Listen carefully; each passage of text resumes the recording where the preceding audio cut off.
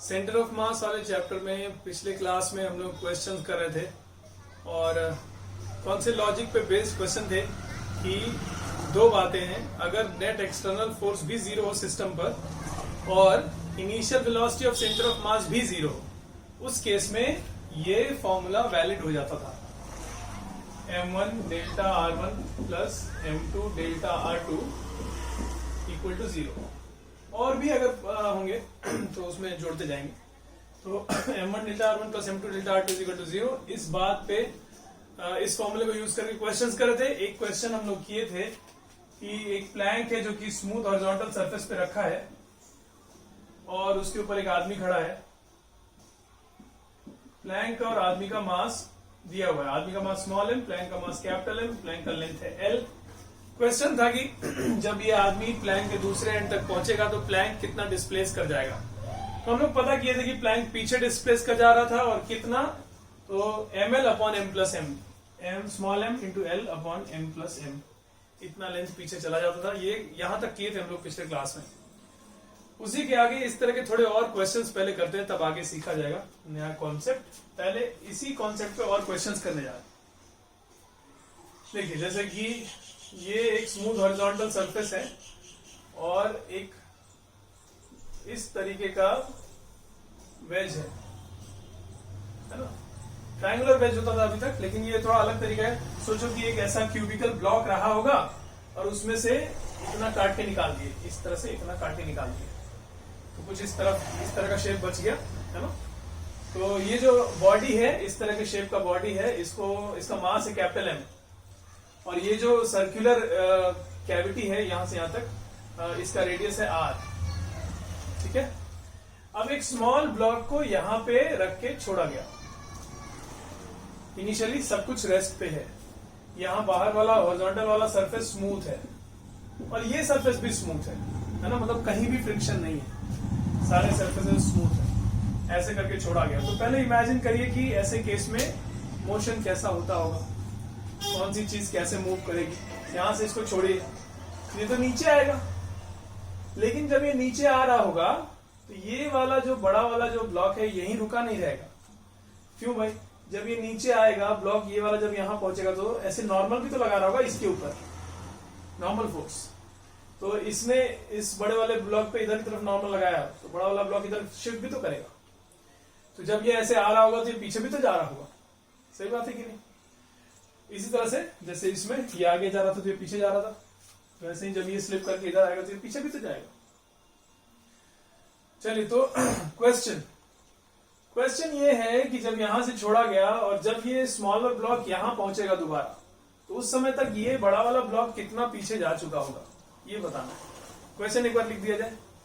Find displacement of the bigger block till the smaller block reaches opposite end of the semi circular track. यहां से चल के यहां जब पहुंचेगा अपोजिट एंड, ये डायमेट्रिकली अपोजिट जगह पे यहां पहुंचेगा जब, तो ये बड़ा वाला ब्लॉक कितना डिस्प्लेस कर चुका होगा, ये बताना है ना। और ये फॉर्मूला यूज करते समय हम बोले थे ध्यान रखा जाएगा कि ये डेल्टा r1 और डेल्टा r2 वेक्टर्स हैं, साइन के साथ इनका वैल्यूज पुट करना होगा। तो देखो होता क्या है, जैसे इसमें भी बताए थे, कोई कंफ्यूजन ना रहे, क्वेश्चन आसानी से हो, जल्दी से सॉल्व हो, आपसे गलतियां ना हो, इसके लिए बढ़िया तरीका यही है कि आगे ही मान लेना चाहिए। अननोन जो मान रहे हैं वो पॉजिटिव मानना चाहिए, पीछे आगे की तरफ। तो जैसे कि ये जो ब्लॉक है बड़ा वाला, इसका डिस्प्लेसमेंट हमको मानना था, तो ये नहीं मानेंगे कि पीछे गया x, हम मानेंगे कि आगे ही x गया। यहां से कुछ x लेंथ आगे चला गया, यहां आ गया ऐसा, और ये भी स्मॉलर ब्लॉक यहां पहुंच चुका हो, जैसा कि क्वेश्चन में कहा है। तो स्मॉलर ब्लॉक का डिस्प्लेसमेंट, स्मॉल ब्लॉक का मास क्वेश्चन में इतना दिया है, वो लिख लीजिएगा, क्वेश्चन में ही लिख लीजिएगा, नहीं तो बिना मास से थोड़ी होगा। जैसे इसमें दोनों का मास दिया था ना, वैसे इसमें भी दोनों का मास चाहिए ना, क्वेश्चन में लिख लीजिएगा। चलिए, अच्छा, तो होता क्या है कि इसका डिस्प्लेसमेंट कितना लिया जाएगा। तो देखो यहां से यहां तक तो 2r है, ये r रेडियस का ट्रैक था ना, यहां से यहां तक डायमीटर, ये तो 2r है, और ये x, तो इनिशियल जगह से कितना आगे बढ़ा होगा, x प्लस 2r। तो m1 small m into X plus 2r लिखा जाएगा। प्लस कैपिटल एम कितना बड़ा, एक्स आगे इज इक्वल टू 0। ये फॉर्मूला यूज कर लिए, इसको सॉल्व कर लेते हैं। तो यहां से एक्स आ गया कितना, minus M into 2r minus M into 2r upon M plus M. मतलब इसी वाले के आंसर जैसा आया ना। इसमें माने थे कि ये जो यहां से एक्स आगे बढ़ा है ऐसा माने थे ना पिछले क्लास में। तो एक्स का वैल्यू आया था minus M L upon M plus M, ऐसा आया था। और इस बार देखो क्या है, minus M 2r upon M plus M. वही तो है, सेम ही चीज तो है ना। यहां से यहां तक इस प्लैंक के रिस्पेक्ट में ये एल लेंथ जा रहा था, यहां एल लिखा हुआ है। बड़े वाले ब्लॉक के रिस्पेक्ट में यहां से यहां तक ये 2r लेंथ जाएगा, तो यहां 2r लिखा हुआ है। बाकी तो वही चीज है ना। चलिए तो ये सॉरी ये आंसर हो गया, ये आंसर हो गया इस क्वेश्चन का। नेक्स्ट क्वेश्चन करने जा रहे हैं हम लोग।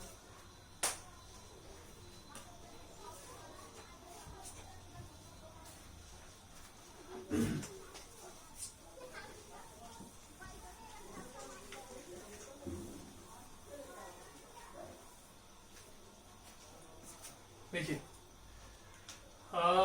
ये एक बलून है, ठीक है, और यहां पर एक मंकी है।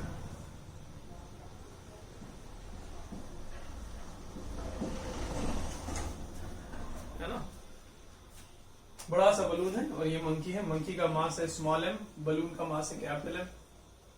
और ये सिस्टम इस समय हवा में है, इक्विलिब्रियम पे है ना। तो ये तो थोड़ा पता होगा ना आपको, बलून पे बॉयंट फोर्स ऊपर की तरफ लग रहा होता है, ऊपर भागना चाहता है। अगर मंकी का वेट भी है कुछ तो नीचे पकड़ के लटका है। तो दोनों ये सिस्टम इस समय क्वेश्चन में दिया है कि हवा में है और इक्विलिब्रियम में है ना।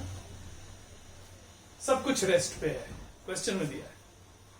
अच्छा, मंकी से लेके बलून तक का ये जो धागा है इसका लेंथ है एल, ये भी क्वेश्चन में दिया है। और अब पूछा ये जा रहा है कि अगर ये मंकी धागे को ऐसे खींच के चढ़ना शुरू कर दे तो अच्छा ऐसे में क्या होगा, जब ये चढ़ रहा होगा, धागे को नीचे खींचते हुए ऊपर चढ़ रहा होगा, तो धागा भी तो नीचे खिंचा रहा होगा, मतलब ये बलून भी तो नीचे आ रहा होगा और ये भी ऊपर जा रहा होगा, ऐसा हो रहा होगा। तो जब तक ये धागे के दूसरे एंड तक पहुंचेगा, बलून कितना नीचे आ चुका होगा ये बताना है। क्वेश्चन लिख दिया जाए, initially the system was at rest and equilibrium. ये क्वेश्चन में दिया है, फुल स्टॉप। आगे लिखा जाए, find displacement of balloon till the monkey reaches upper end of string. Monkey धागे के अपर एंड तक जब तक पहुंचता है तब तक बलून का डिस्प्लेसमेंट कितना हो जाएगा ये बताना है। चलिए, इसी तरह का क्वेश्चन है ये, एक बार हम कर रहे हैं। देखिए जरा क्या किया जाएगा। पहले तो बलून का डिस्प्लेसमेंट कुछ माना जाएगा, कुछ एक्स माना जाए।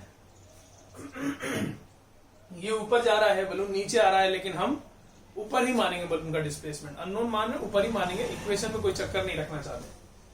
तो मान लेते हैं कि बलून अपने इनिशियल जगह से एक्स ऊपर चला गया, मंकी भी यहां आ गया,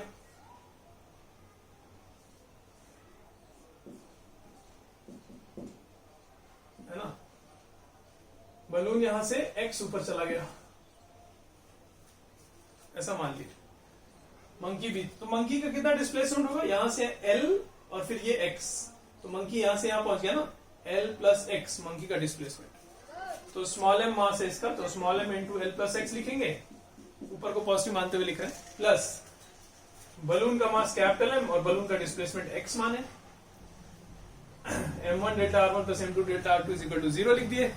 अब इसको सॉल्व कर लेंगे। x के लिए आ गया कितना, minus ml upon m plus m। ये आंसर, वही आंसर आ गया जो लाए थे पहले। चलिए, तो ये क्वेश्चन किए और क्वेश्चंस करते हैं।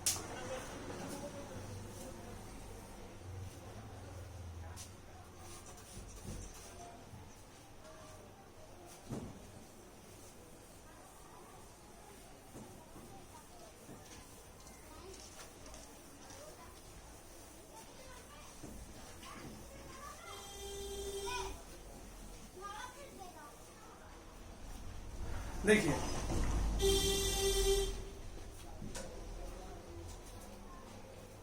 अब ये एक अलग तरह का थोड़ा क्वेश्चन देखो कैसे कर रहे। ये दो मासेस हैं, दो स्फेयर्स हैं, ठीक है, दो स्फेयर्स हैं और इसका रेडियस है r, इसका रेडियस है 2r, इसका मास है m, इसका मास है 2m। इनके सेंटर्स के बीच का जो दूरी है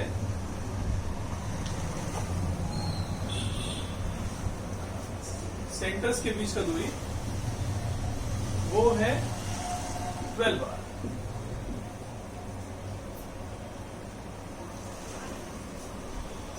इनिशियली ऐसा था, फिर कहा गया क्वेश्चन में ये दोनों स्फेयर्स एक दूसरे को अट्रैक्ट करते हैं और एक दूसरे के पास आना शुरू कर देते हैं।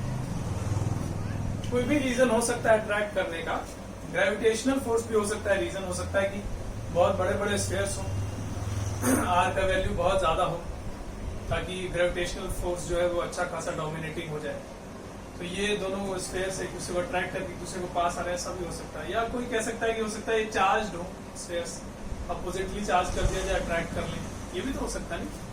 एनीवे कोई भी रीजन हो, क्वेश्चन में लिखा है कि ये दोनों स्फेयर्स एक दूसरे को अट्रैक्ट करते हैं, एक दूसरे के पास आना शुरू करते हैं। तो क्वेश्चन लिखिए, find displacement of each sphere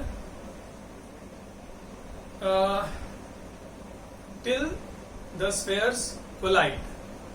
यहां से लेके कब तक, जब तक इनमें कोलिजन होता है, अट्रैक्ट करने पास आएंगे तो कोलाइड करेंगे ना, तो अभी से लेके कोलिजन होने तक दोनों का डिस्प्लेसमेंट कितना कितना हो गया, मतलब ये कितना आगे बढ़ा, ये कितना आगे बढ़ा, ये बताना है ना। चलिए हम सॉल्व करते हैं, देखिए कैसे कर रहे हैं। तो अभी से लेके और जब तक ये लोग आपस में कोलाइड करेंगे, तो एक बार और डायग्राम बनाते हैं। चलो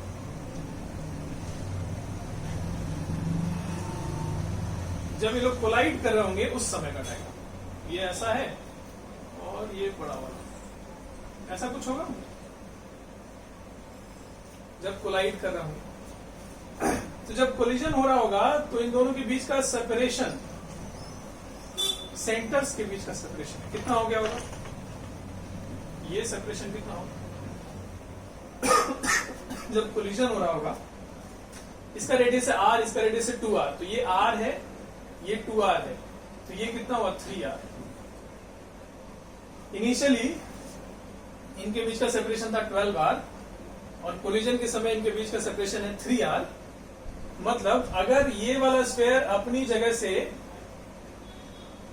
x1 आगे बढ़ा है और ये वाला स्फेयर अपनी जगह से x2 आगे बढ़ा है, ये इधर आया x1, ये इधर आया x2, तो x1 प्लस x2 मिला के कितना होना चाहिए 12r माइनस 3r। ये बात ठीक है कि नहीं, x1 plus x2 plus 3r is equal to 12r, तो x1 प्लस x2 कितना हो गया 9r। तो एक तो इक्वेशन ये मिली,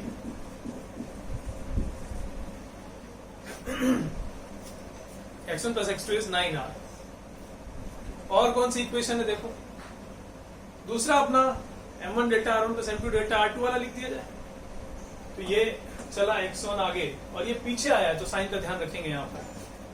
तो स्मॉल m, सॉरी ये कैपिटल M इंटू उसका डिस्प्लेसमेंट है x1, m1 डेल्टा r1 हो गया प्लस m2 डेल्टा r2 करें plus 2m into minus x2 लिख रहे हैं, देखो बड़े ध्यान से, is equal to 0। Minus x2 क्यों लिख रहे हैं, क्योंकि इसको अगर x1 को पॉजिटिव लिए तो ये तो नेगेटिव हुआ ना, उल्टा आया है, इज इक्वल टू यहाँ पर 0 लिखा हुआ है। m हटा ले यहां से, तो यह आया x1 is equal to 2x2।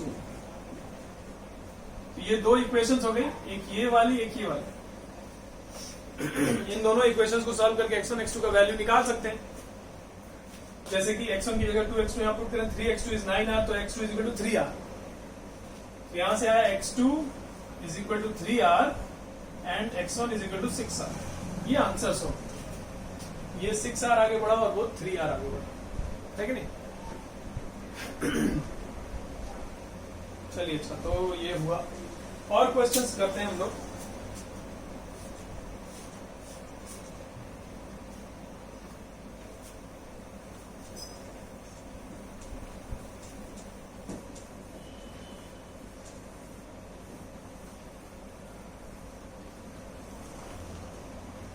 देखिए, ये एक स्मूथ हॉरिजॉन्टल सरफेस है और दो ब्लॉक्स हैं यहां पर स्प्रिंग से बंधे हुए। इसका मास है m, इसका मास है 2m। ठीक है, स्मूथ हॉरिजॉन्टल सरफेस। ये स्प्रिंग अभी नेचुरल लेंथ पे रिलैक्स्ड है, रिलैक्स थी पहले, और ऐसे रख के छोड़ देंगे तो ऐसे ही रहेगा, कोई कहीं नहीं जाएगा। फिर क्या किए, थोड़ा इलोंगेट किए और दोनों ब्लॉक्स को ऐसे रखे थे ना, थोड़ा इलोंगेट किए और ऐसे रख के छोड़ दिए। तो अब क्या होगा, दोनों पास आएंगे, है ना। इलोंगेट करके छोड़ दिए तो दोनों ब्लॉक्स अब पास आना शुरू करेंगे। कितना इलोंगेट किए लिख दे रहे हैं। इलोंगेशन किए थे x0, क्वेश्चन में दिया यहां नेचुरल लेंथ पे था, इस समय इलोंगेशन है x0 इलोंगेशन करके छोड़ दिया। ये m वाला मास है, ये 2m वाला मास है।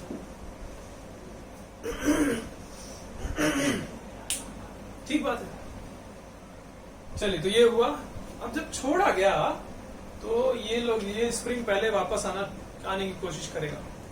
ये दोनों ब्लॉक्स पास आएंगे तो एक समय में इस पोजीशन पे आएंगे जब स्प्रिंग अपने रिलैक्स लेंथ पे पहुंचेगा। लेकिन यहां से इस पोजीशन से इस पोजीशन तक जाते जाते मतलब जब से छोड़ा गया था, ब्लॉक्स पास आना शुरू किए, तो यहां से यहां तक आते आते जब तक नेचुरल लेंथ पे स्प्रिंग पहुंचेगा तब तक तो ब्लॉक्स अपना वेलोसिटी गेन कर चुके होंगे, एक्सेलरेट करके आ रहे हैं दोनों, तो वेलोसिटी गेन कर चुके होंगे। तो जब स्प्रिंग नेचुरल लेंथ पे पहुंचेगा, उस पोजीशन पे जाके ब्लॉक्स रुक कैसे जाएंगे अचानक, मोमेंटम है उनके पास, या ऐसे बोले कि इनर्शिया है, वेलोसिटी है, तो ये आगे भी तो बढ़ेंगे, वहां रुक कैसे जाएंगे अचानक। यहां तक आते आते वेलोसिटी गेन कर चुके हैं जब, तो क्या होगा, और आगे बढ़ेंगे तो अब स्प्रिंग कंप्रेस होगा। इलोंगेटेड करके छोड़े थे, नेचुरल लेंथ पे पहुंचने पर रुक नहीं जाएंगे, वहां तक वेलोसिटी गेन किए, तो अभी और आगे बढ़ेंगे, मतलब और अब कंप्रेशन होगा। फिर कुछ कंप्रेशन होके मैक्सिमम कंप्रेशन एक समय पे होगा जब ये दोनों ब्लॉक्स आके रुकेंगे, उस समय का कंप्रेशन मैक्सिमम कंप्रेशन कहलाएगा। सही बात है कि anyway, question, system is released from rest. Question लिखिए, the system is released from rest, full stop. Find maximum displacement of each block from its initial position.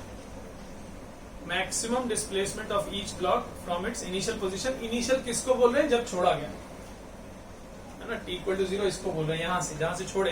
अब ये भी अंदर आएगा और ये भी अंदर आएगा, तो मैक्सिमम कितना आएंगे, मतलब ये कितना आके रुकेगा और ये कितना आके रुकेगा, x1 और x2, जैसे इसमें था ना x1 x2, वो बताना है। और जैसे अभी बात हो रही थी कि स्प्रिंग कंप्रेस होगा, नेचुरल लेंथ पे आके नहीं रुकेंगे ये दोनों, स्प्रिंग कंप्रेस भी होगा, है कि नहीं। चलिए अच्छा, तो इसको एक बार ट्राई कर लीजिए, फिर इसके बाद सोल्यूशन देखिए हम क्या कर रहे हैं।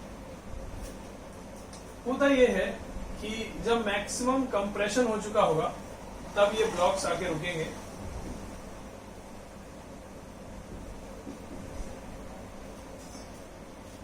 है ना। तो यहां से लेके ये कितना आगे बढ़ा और ये कितना आगे बढ़ा, ये बताना है, x1 और x2। तो इसमें एक बात तो हम आपको समझा ही चुके हैं कि नेचुरल लेंथ पे नहीं रुकेंगे ये लोग, कंप्रेस होकर इसे रुकेगा ना स्प्रिंग, और कंप्रेस हो जाएगा तब रुकेगा। चलिए अच्छा, तो यहां से यहां तक आने में एक तो m1 x1 m2 x2 वाला फॉर्मूला जो था, m1 delta r1 plus m2 delta r2, वो तो लगाएंगे ही, है ना। लेकिन दो अननोन्स हैं, x1 और x2, और एक ही इक्वेशन से दोनों अननोन सॉल्व नहीं कर पाएंगे, एक और इक्वेशन चाहिए। तो कौन सी, ये दिया है कि इनिशियली इलोंगेशन इतना है, तो फाइनली जब ये लोग आके रुकेंगे तो स्प्रिंग में कंप्रेशन x0 होगा, ये कैसे मालूम हुआ? अच्छा, इनिशियली अगर इलॉन्गेशन x नॉट था स्प्रिंग में और रेस्ट से छोड़े थे दोनों को, तो जब ब्लॉक्स दोबारा आके रुकेंगे तो कंप्रेशन x नॉट होगा। ये कैसे मालूम? ये ऐसे मालूम, एनर्जी कंजर्वेशन, स्मूथ सरफेस पे रखा है सब कुछ, फ्रिक्शन वगैरह है नहीं, एनर्जी लॉस हो नहीं रहा, एनर्जी कंजर्व होना चाहिए ना। इनिशियली रेस्ट से छोड़े थे, काइनेटिक एनर्जी 0, फाइनली आके रेस्ट पे आए, मैक्सिमम कंप्रेशन, मोमेंटरली रेस्ट पे आएंगे ना, फिर ना वापस जाएंगे, ऑसिलेट करेगा वैसे तो ये सिस्टम। ये आपको दिख रहा होगा कि ऐसे करके अगर छोड़ दे, ये ऐसे ऐसे ऐसे ऐसे ऑसिलेट करेगा सिस्टम, है कि नहीं? लेकिन मैक्सिमम कंप्रेशन के टाइम पे मोमेंटरली तो रेस्ट पे आएंगे ना। इनिशियली रेस्ट पे थे, काइनेटिक एनर्जी 0, मैक्सिमम कंप्रेशन के टाइम पे भी kinetic energy 0। Kinetic energy initial और फाइनल सेम है, यहाँ का और यहाँ का सेम है, तो पोटेंशियल एनर्जी भी तो सेम होना चाहिए, तब ना एनर्जी कंजर्व रहेगा।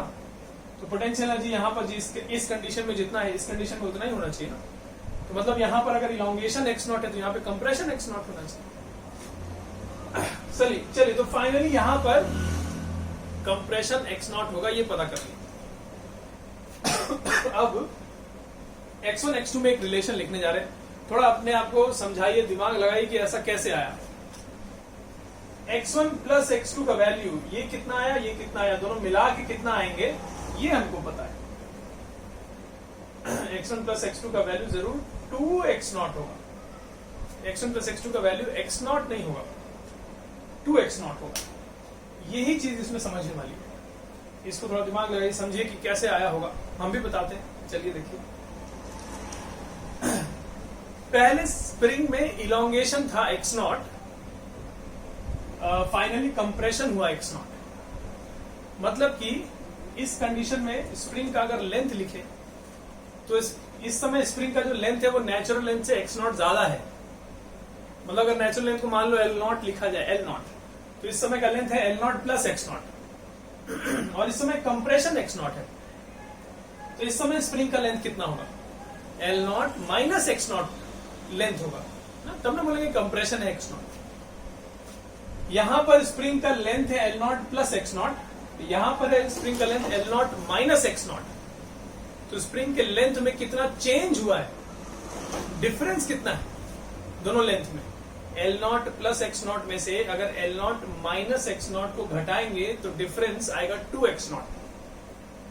मतलब इस समय का स्प्रिंग का लेंथ और इस समय का स्प्रिंग का लेंथ में जो डिफरेंस है दैट इज 2x नॉट।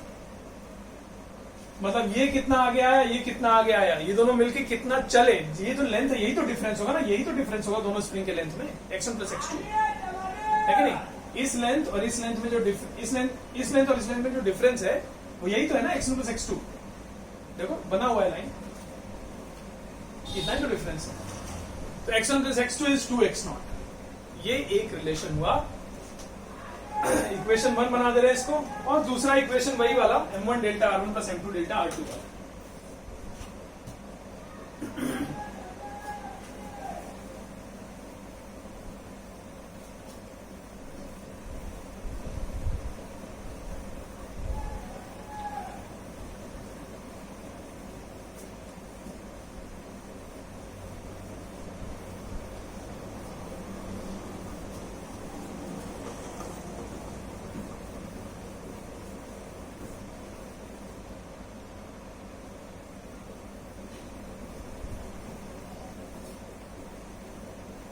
चलिए इक्वेशन 1 था, इक्वेशन 2 हो गया, उसका मास है m इंटू x1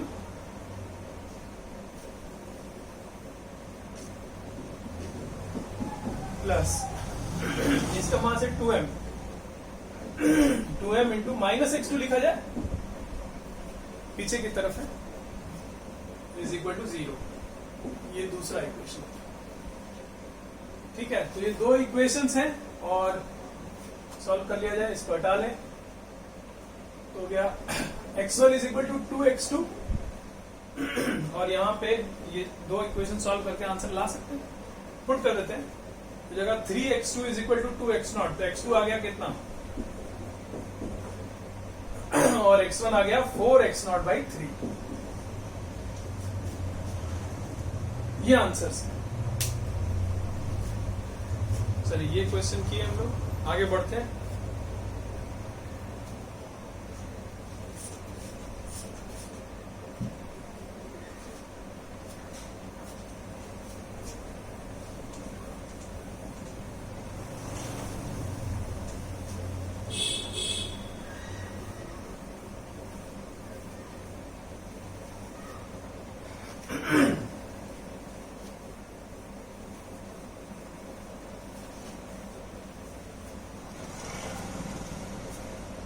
देखिए ये एक वेज है और स्मूथ सरफेस पे रखा है। सारे सरफेस स्मूथ है, वेज का सरफेस भी स्मूथ है और ग्राउंड भी स्मूथ है।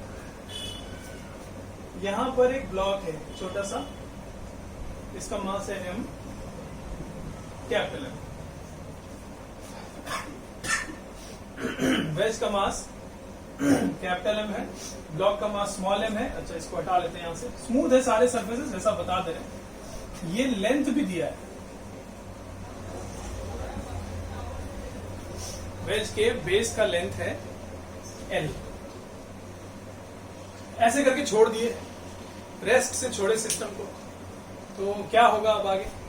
तो ये नीचे स्लाइड करेगा, और जब ये नीचे स्लाइड कर रहा होगा तो ऐसे ब्लॉक को, वेज को ऐसे धकेल भी तो रहा होगा, नॉर्मल फोर्स लगा रहा होगा ब्लॉक वेज के ऊपर ऐसे, तो वेज भी तो पीछे जाएगा। तो कितना पीछे जाएगा ये बताना है तो बता सकते हैं। अब देखो होता ये है कि पहले बात एक समझते हैं इसमें, इस सिस्टम पर नेट फोर्स 0 नहीं है। अगर इन दोनों को सिस्टम में ले लें तो इस सिस्टम पर नेट फोर्स 0 नहीं है। हम लोग वो formula m1 delta r1 plus m2 delta r2 वाला फॉर्मूला कब यूज करते हैं? जब नेट एक्सटर्नल फोर्स 0 हो और initial velocity of centre of मास 0 हो। लेकिन नेट एक्सटर्नल फोर्स यहाँ पे 0 नहीं है। कैसे मालूम? देखो कैसे मालूम। जो भी है, जब इस सिस्टम को छोड़ा जाएगा तो आप सोचिए ये ब्लॉक नीचे तो आएगा ना, ये वेज ऊपर तो नहीं जा रहा है, वेज तो चलेगा हॉरिजॉन्टली, ब्लॉक आएगा नीचे भी तो आएगा ब्लॉक। मतलब वाई डायरेक्शन की अगर बात करें तो ये तो वाई डायरेक्शन में नहीं चला है, ये तो केवल एक्स में चल रहा है, ये वाई में भी तो नीचे आ रहा है। कहने का मतलब Y coordinate of centre of mass change हो रहा होगा। बोलो सही है कि नहीं? Y coordinate of centre of mass change हो रहा होगा। क्यों, कैसे मालूम? सिस्टम में 2 बॉडीज हैं, इनमें से सिर्फ एक बॉडी है जो वाई में मूव कर रहा है, दूसरा वाला बॉडी वाई में मूव नहीं कर रहा है। तो जब सिर्फ एक बॉडी वाई में मूव करेगा तो सेंटर ऑफ मास का वाई कोऑर्डिनेट तो चेंज कर ही जाएगा ना। कब नहीं चेंज करता? अगर एक बॉडी वाई में नीचे आए, दूसरा वाई में ऊपर जाए, तब ना Y coordinate of centre of mass हम मान सकते थे एक बार कि हो सकता है सेम रहे। लेकिन यहाँ पे तो Y coordinate of centre of mass same रह ही नहीं सकता, क्योंकि ये जरूर वाई में नीचे आएगा, इसको तो ग्राउंड तक पहुंचना ही है, ये वाई में चलेगा नहीं। तो इसका मतलब Y coordinate of centre of mass जरूर चेंज हो रहा है। लिख के भी देखोगे तो initially Y coordinate of centre of mass कितना था? मान लो इसका तो जो हाइट पहले था वही हाइट बाद में था, तो लिखोगे कैपिटल M इंटू इसका पहले वाला height plus small m into इसका हाइट अपन m प्लस m। पहले का वाई कोऑर्डिनेट, बाद का क्या लिखोगे? इसका तो उतना ही है, कैपिटल M इंटू इसका height plus small m into, वो तो ग्राउंड पे आ गया, 0 upon m1 plus m2। Change हो गया ना, पहले से आए, बदल गया ना Y coordinate of centre of mass. अच्छा चलिए, इनिशियली सिस्टम रेस्ट पे था, दोनों ब्लॉक्स रेस्ट पे थे, सेंटर ऑफ मास भी रेस्ट पे था। लेकिन सेंटर ऑफ मास का वाई कोऑर्डिनेट अगर चेंज हो रहा है, इसका मतलब कि सेंटर ऑफ मास जरूर एक्सेलरेट किया। कैसे मालूम? होता यह है कि अगर initially centre of mass rest पे था तो डिस्प्लेस कैसे किया? कह रहे हैं ना Y coordinate of centre of mass change हो रहा है, मतलब वाई डायरेक्शन में सेंटर ऑफ मास का डिस्प्लेसमेंट तो पक्का है ही। तो डिस्प्लेस कैसे किया? अगर रेस्ट पे था, वेलोसिटी ऑफ सेंटर ऑफ मास अगर 0 था तो डिस्प्लेसमेंट कैसे हुआ सेंटर ऑफ मास का? जरूर वेलोसिटी गेन किया होगा सेंटर ऑफ मास। अगर पहले वेलोसिटी ऑफ सेंटर ऑफ मास 0 था और वेलोसिटी गेन कर लिया सेंटर ऑफ मास, इसका मतलब कि एक्सेलरेट किया है centre of mass. Acceleration of centre of मास अगर 0 नहीं है तो इसका मतलब नेट एक्सटर्नल फोर्स 0 नहीं है। तो हमारा तो कंडीशन गलत हो गया, नेट एक्सटर्नल फोर्स 0 हो तभी delta m1 delta r1 plus m2 delta r2 वाला फॉर्मूला वैलिड है। तो पॉइंट ये है कि यहाँ पर सेंटर ऑफ मास एक्सेलरेट कर रहा है, मतलब नेट एक्सटर्नल फोर्स 0 नहीं है। हाँ चलो, अब फाइनली ये तो प्रॉब्लम क्या थी वो समझाए, अब सोल्यूशन क्या है? सोल्यूशन देखो ये है, वाई डायरेक्शन में सेंटर ऑफ मास जरूर एक्सेलरेट कर रहा है, वाई डायरेक्शन में जरूर नेट फोर्स नॉन जीरो है, लेकिन एक्स डायरेक्शन में सेंटर ऑफ मास एक्सेलरेट नहीं कर सकता। एक्स डायरेक्शन में नेट एक्सटर्नल फोर्स 0 है ही है, ये तो पक्का है। कैसे मालूम? क्योंकि इस सिस्टम पर एक्स डायरेक्शन में तो कोई फोर्स ही नहीं है, दोनों को अगर सिस्टम में लेने तो आपस में ये दोनों एक दूसरे पे जो फोर्स लगा रहे हैं वो तो काउंट करेंगे नहीं, बाहर से लगने वाले फोर्सेस देखने होते हैं। तो बाहर से कौन, फ्रिक्शन, ग्राउंड वाला फ्रिक्शन तो है ही नहीं, स्मूथ है यहाँ तो हॉरिजॉन्टल डायरेक्शन में सिस्टम पर बाहर से कोई फोर्स है ही नहीं, इसलिए हॉरिजॉन्टल डायरेक्शन में एक्सेलरेशन ऑफ सेंटर ऑफ मास 0 होना ही पड़ेगा। फाइनली कंक्लूजन, ये सब बहस करने का नतीजा क्या निकला, हम क्या समझ रहे हैं ये सब बहस से। पहला ये समझे कि इस केस में m1 delta r1 plus m2 delta r2 is equal to 0 नहीं लिख सकते क्योंकि सिस्टम पर नेट फोर्स 0 नहीं है। लेकिन सिंस हॉरिजॉन्टल डायरेक्शन में नेट फोर्स 0 है, इसलिए m1 delta r1 plus m2 delta r2 0 वाला इक्वेशन जो है वो हॉरिजॉन्टल डायरेक्शन में यूज कर सकते हैं। मतलब हम ऐसे बोल रहे हैं m1 delta x1 plus m2 delta x2 equal to 0 लिख सकते हैं। हॉरिजॉन्टल डायरेक्शन में डेल्टा r1 डेल्टा r2 के जो कॉम्पोनेंट्स है वो लिया जाएगा, m1 डेल्टा x1 लिखा जाए plus m2 delta x2 is equal to 0। ये इक्वेशन लगा सकते हैं, ये इक्वेशन वैलिड है क्योंकि ये तो पता है कि हॉरिजॉन्टल डायरेक्शन में जरूर नेट फोर्स 0 है ना। वर्टिकल डायरेक्शन में नेट फोर्स 0 नहीं है, इसलिए वर्टिकल डायरेक्शन में m1 delta y1 plus m2 delta y2 को 0 नहीं लिख सकते। ऑल्सो नेट डेल्टा r के लिए भी नहीं लिख सकते, m1 delta r1 plus m2 delta r2 भी 0 नहीं लिख सकते, केवल m1 delta x1 plus m2 delta x2 0 लिख सकते हैं। ये बात तीन बोल दिए इसमें से।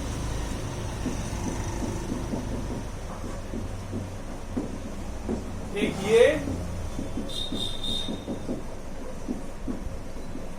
ये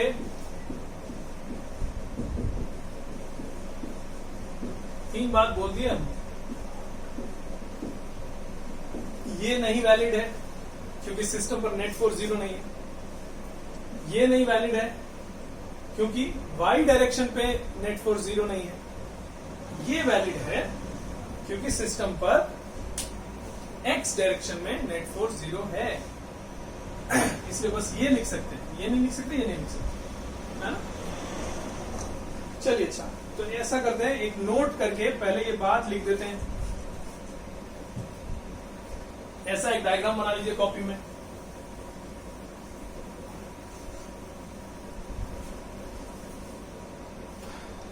नोट करके एक बात लिखिए, in this case centre of mass is accelerated in y direction. पहला पॉइंट लिख दिए नोट का। दूसरा पॉइंट लिखा जाए, therefore net force on the system is in y direction is not 0। Net force on the system in y direction is not 0। दो बात हो गई। तीसरी बात, there is no external horizontal force on the system, therefore net horizontal force on the system is 0। ये बात हो गई। नेक्स्ट बात लिखा जाए, therefore we cannot use the relation m1 delta r1 plus m2 delta r2 equal to 0, but we can use the relation m1 delta x1 plus m2 delta x2 is equal to 0।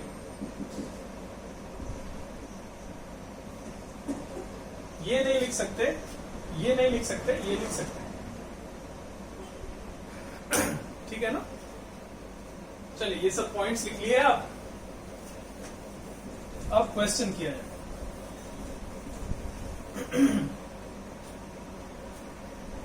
Question में लिखा जाए, find displacement of ways till block reaches lower end of the wedge। चलिए तो वैसे करेंगे जैसे कर रहे थे अभी तक।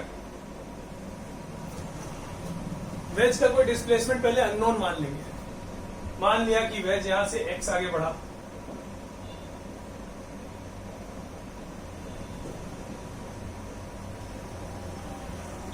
ब्लॉक यहां आ गया, है ना। मान लिया कि वेज x आगे बढ़ा। ब्लॉक का डिस्प्लेसमेंट कितना हुआ, ये तो L है ही।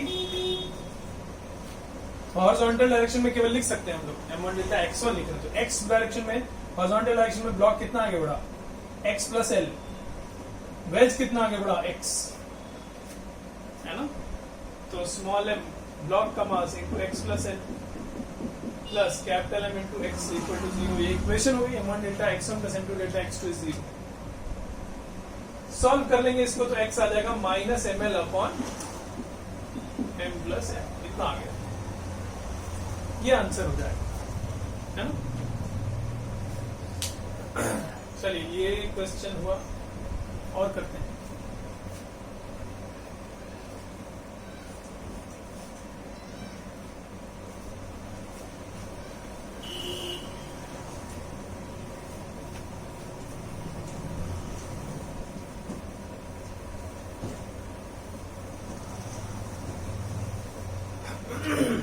देखिए जरा,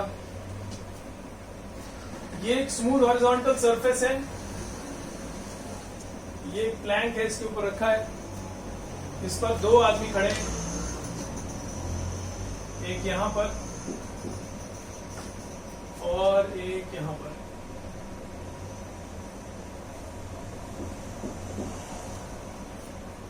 ठीक है, इसका मास है m, सॉरी इसका मास है 2m, वेज का प्लैंक का मास है 2m और लेंथ है l।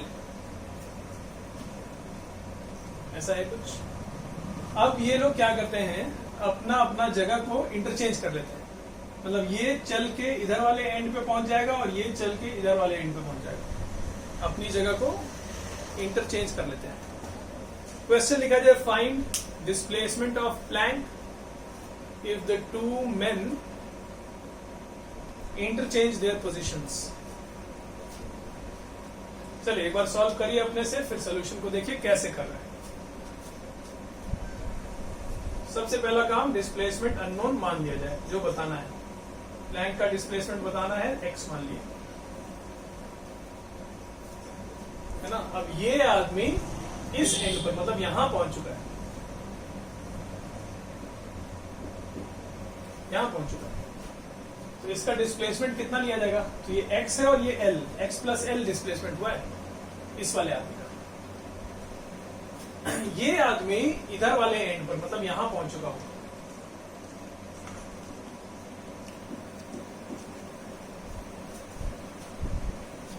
इसका डिस्प्लेसमेंट कितना लिखा है, देखो यहां था और यहां पहुंचा, तो ये चीज लिखना है, इतना, ये चीज कितना होगा, ये पूरा यहां से यहां तक l है और ये x है यहां से यहां तक, तो ये कितना हुआ l माइनस एक्स। तो ये l माइनस एक्स लेंथ पीछे आया, ठीक नहीं, तो डिस्प्लेसमेंट इसका लिखेंगे तो माइनस साइन लगा के लिखेंगे l माइनस एक्स, यानी कितना लेंथ पीछे आया, that is l minus x. चलिए तो हम इसको सॉल्व करते हैं। देखिए जरा, m1 delta x1 small m into उसका displacement x plus l plus ये वाला आदमी 2m इंटू पीछे गया है l माइनस एक्स, तो minus of l minus x और plus wedge, sorry plank, plank कितना आगे गया x इज इक्वल टू 0, है ना। ये इक्वेशन है और इसको सॉल्व कर लिया जाएगा, कितना आएगा ये, यहां से है ml और यहां से है माइनस 2ml, तो माइनस ml उधर चला जाएगा, यहां पे बचा x प्लस 2x और plus 2x is equal to l, है ना। तो x इक्वल टू कितना आया, l/5। देखिए एक बार, ठीक है कि नहीं, ml minus 2ml minus ml उधर जाके प्लस ml और x प्लस 2x प्लस कहां से, तो प्लैंक का डिस्प्लेसमेंट बताना था, ये आंसर, ठीक है ना। अच्छा देखो, प्लैंक का डिस्प्लेसमेंट इतना आया, एक और तरीके से इसको करते हैं, एक और तरीके से करते हैं, यही आंसर आना चाहिए। देखो फिर से करते हैं, फॉर्मूला वही यूज करेंगे, लेकिन अननोन कैसे मान रहे हैं, थोड़ा सा उसको चेंज कर लें।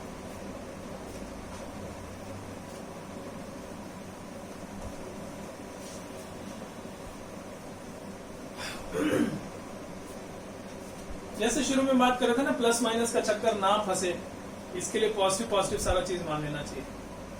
तो देखो क्या कर रहे हैं,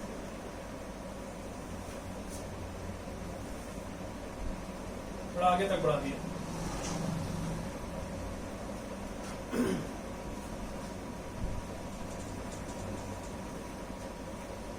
मान लेते हैं कि वेज जो है, ये जो प्लैंक है वो यहां से चल के यहां तक पहुंच गया।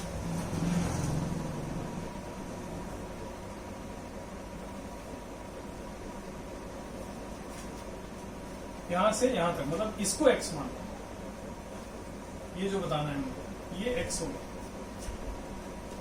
ठीक है। तो ये आदमी अब कहां पहुंच गया, यहां पर।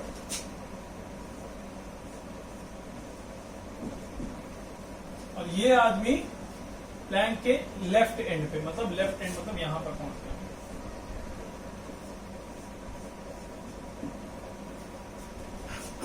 ये 2m वाला आदमी यहां पहुंच गया। चलिए, अच्छा, तो अब देखते हैं कि इसका डिस्प्लेसमेंट कितना है। तीनों का अब आगे मान लिए ना, ये देखो, ये आदमी भी आगे है, ये आदमी भी आगे पहुंचा, प्लैंक भी आगे पहुंचा, तो पॉजिटिव नेगेटिव का चक्कर नहीं फंसेगा, सबको पॉजिटिव लेंगे। ऐसा डायग्राम बनाए कि सब कुछ पॉजिटिव पॉजिटिव दिखे। चलिए, तो इस आदमी का डिस्प्लेसमेंट कितना होगा, यहां से यहां पहुंचा, ये है इसका डिस्प्लेसमेंट। ये लेंथ कितना होगा, तो यहां से यहां तक x माने है ना, पूरा यहां से यहां तक x है, और उसमें से ये l घटा लेते हैं, तो ये आ जाएगा। तो आदमी का डिस्प्लेसमेंट कितना होगा, x माइनस एल, इस वाले आदमी का। इस वाले आदमी का कितना हुआ, तो ये वाला आदमी देखो, यहां से x और plus L, x plus L आगे बढ़ गया। प्लैंक कितना बढ़ा, तो x आगे बढ़ा, सब पॉजिटिव। तो अब इक्वेशन लिखते हैं, तो देखते हैं भाई आंसर आना चाहिए। चलो, ये हो गया आदमी का मास स्मॉल m, और वो कितना बढ़ा, x प्लस एल। ये वाला आदमी 2m, कितना आगे बढ़ा, x माइनस एल। प्लैंक है 2m, x इक्वल टू 0, सब में से m हटा लिए, तो यहां से मिला x plus 2x plus 2x 5x plus l minus 2l minus l equal to 0, again x equal to l/5, जो कि वैसे भी आया था। पॉइंट ये कि आप x कैसा मानते हैं, यहां तक माना या यहां तक माना या उधर मान लिया, उससे फाइनल आंसर थोड़ी चेंज हो जाएगा। फाइनल आंसर तो वही आएगा, आपने क्या अननोन किधर की तरफ माना है, उससे आंसर चेंज नहीं होता। इक्वेशन थोड़ा ध्यान से लिखना होता है। अब जैसे जब हमने यहीं तक माना था प्लैंक का डिस्प्लेसमेंट, तो ये आदमी पीछे गया था, तो इसको ध्यान दिए थे कि पीछे गया है, तो माइनस साइन के साथ उसका डिस्प्लेसमेंट लिखना होगा, ये ध्यान दिए थे। तो यही चीज अगर मिस कर गया तो आंसर गलत हो जाएगा। इसलिए बढ़िया है कि आप आगे आगे सबका मानिए, तो पीछे वाला चक्कर ही नहीं रहेगा, कुछ सबका आगे मान लिए, तो सबको पॉजिटिव पॉजिटिव लिख के आंसर। चलिए, अच्छा, तो ये हो गया इस क्वेश्चन का आंसर। आगे बढ़ते हैं।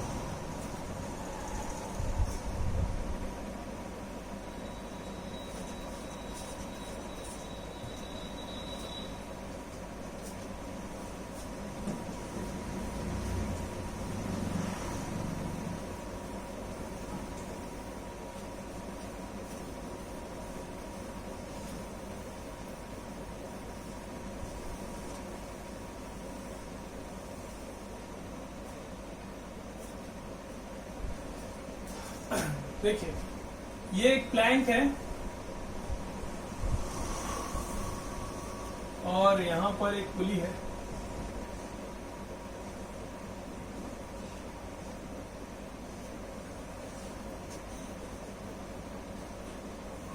यहां पर एक आदमी है,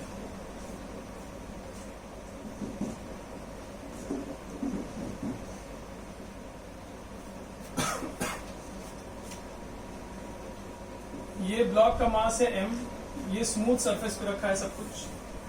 प्लैंक का मास है 2m,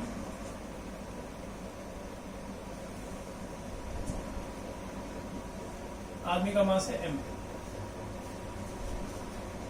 है ना। इस क्वेश्चन में कहा गया कि ये जो आदमी ये रस्सी को खींचता है, जब ये रस्सी को खींचेगा तो ये ब्लॉक इधर जाएगा, यहां से यहां तक का ये जो गैप है, ब्लॉक से पुली तक का जो लेंथ है वो L है।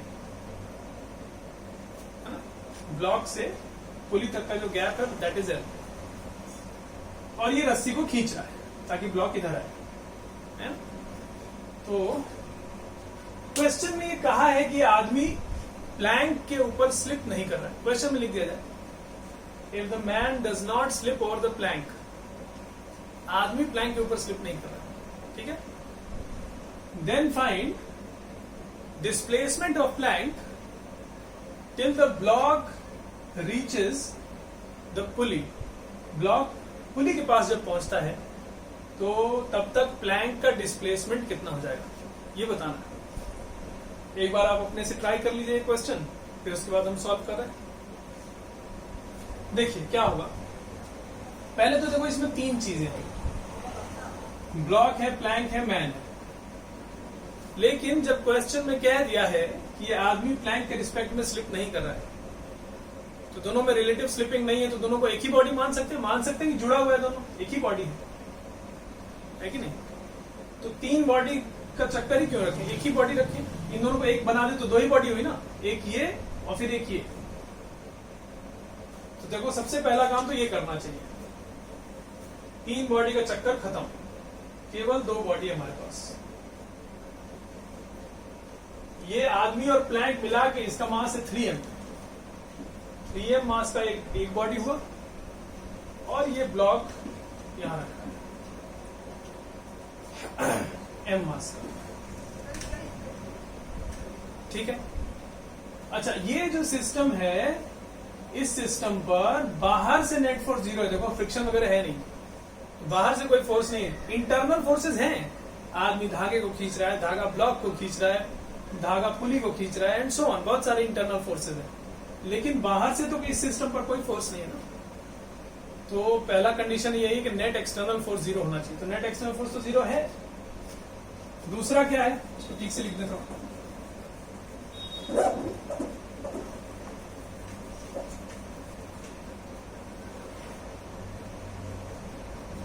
m और ये m। एक बात तो ये कि नेट एक्सटर्नल फोर्स 0 है, सही बात। दूसरा क्या कि इनिशियली सब कुछ रेस्ट पे है, तो initially centre of mass rest पे, दोनों बातें ट्रू है। तो इसका मतलब m1 delta r1 plus m2 delta r2 वाला इक्वेशन यूज कर सकते हैं हम लोग, यहां करते। ये ब्लॉक यहां से इधर गया, लेकिन ये इधर जा रहा होगा, ये इधर जाएगा, तो ये बाकी का जो 3m है वो इधर आएगा ऑब्वियसली। ये इधर जाएगा तो 3m वाला मास इधर आएगा, है कि नहीं? बना दे इसमें ये चीज, वैसे उससे कोई मतलब नहीं है आपको, चलिए बना दिए। तो हम कह रहे हैं कि ये जो 3m वाला मास है जिसमें पुली अटैच है, वो मास इधर जाएगा और ये इधर जाएगा, है कि नहीं? चलिए, तो कितना जाएगा ये बताना है। ये 3m वाला मास कितना शिफ्ट करेगा वो बताना है। तो देखो कैसे कर रहे हैं। मान लेते हैं कि 3m वाला मास अपनी जगह से x आगे बढ़ा, ठीक है? चलो इतना ही मानते, इधर ही मानते, उधर जगह कम है इसलिए इधर ही मानते। यहां से ऐसे पहुंचा, इनिशियल जगह से x आगे बढ़ा, कौन सा 3m वाला मास, और ये तो यहां पहुंच जाएगा एकदम पुली के पास, यहां पुली था ना। चलिए, तो इसका तो डिस्प्लेसमेंट x मान लिया 3m का, और इस ब्लॉक का एक डिस्प्लेसमेंट फिर पीछे की तरफ है, तो थोड़ा साइन का ध्यान रखा जाएगा। पीछे आया, कितना पीछे आया, इनिशियल जगह से कितना पीछे आया? तो यहां से यहां तक, मतलब यहां से लेके यहां तक, ये चीज पूरा L था, ये L लिखा है ना, यहां से यहां तक L था, और ये यहां से यहां तक गया है, ये कितना है x। तो ब्लॉक कितना इधर आया, L माइनस x, ये x घटा देगा पूरे L में से, तो ये कितना आया पीछे, ये चीज कितना है L माइनस x। अब इक्वेशन लिखी जाए तो ब्लॉक का mass into L minus x नहीं लिखेंगे, क्या लिखेंगे, minus of L minus x। क्यों माइनस, पीछे गया, और प्लैंक का मास इंटू x लिखे, m1 delta r1 plus m2 delta r2 हो गया। इक्वल टू 0 लिखे। अब इसको सॉल्व करते हैं, ये m दोनों में से cancel, minus L plus X plus 3x equal to 0। तो x इक्वल टू कितना आया, l/4 है ना, ये आंसर हो गया।